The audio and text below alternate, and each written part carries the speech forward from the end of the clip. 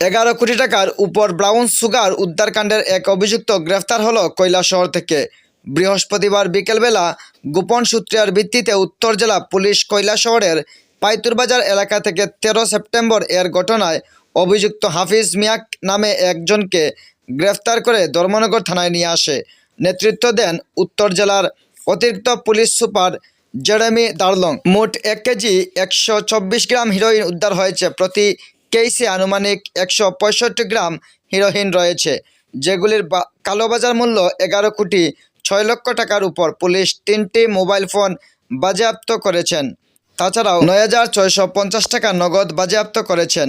সঞ্জীব দেববর্মাকে পাওয়া যায়নি, তার স্ত্রীকে গ্রেফতার করা হয়েছে এবং বাড়িতে থাকা এক ব্যক্তির নাম রিম্পি রাম দেববর্মা, তাকে গ্রেফতার করা হয়েছে। সঞ্জীব দেববর্মা বাড়ি থেকে পলাতক এবং সেই মূল অভিযুক্ত দামছড়া থানার পুলিশ জানিয়েছে।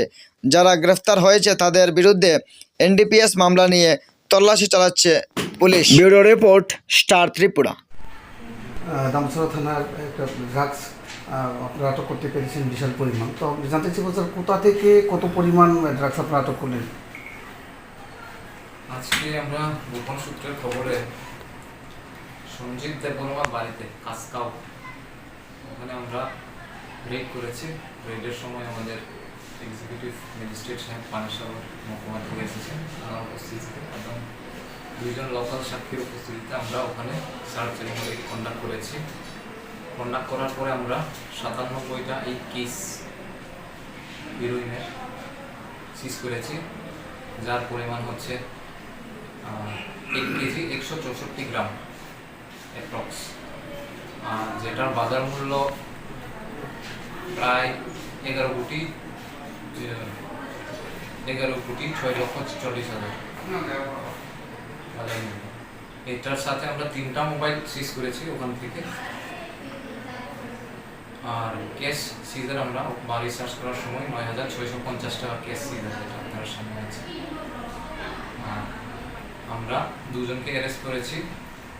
বাড়ির মালিক সঞ্জীব দেববর্মা পলাতক, ওনার ওয়াইফ রিঙ্কুই যিনি বাড়িতে ছিলেন, আর আরেকজন মানুষ ওখানে ছিল বাড়িতে, তার নাম হচ্ছে বুদ্ধিরাম দেববর্মা, বাবার নাম পদ্ম দেববর্মা, কেরাসরা বাড়ি। 2জনকে অ্যারেস্ট করা হয়েছে এবং আমসলা থানাতে একটা কেস তদন্ত শুরু হয়েছে। তো স্যার, আসলে মানে এই ড্রাগস কারবারের অভিযুক্ত সঠিক জানতে পেরেছেন? সঞ্জীব দেববর্মা বেসিক্যালি সে পলাতক, শীঘ্রই আমাদের হাতে আসবে। এখন আবার শুনছি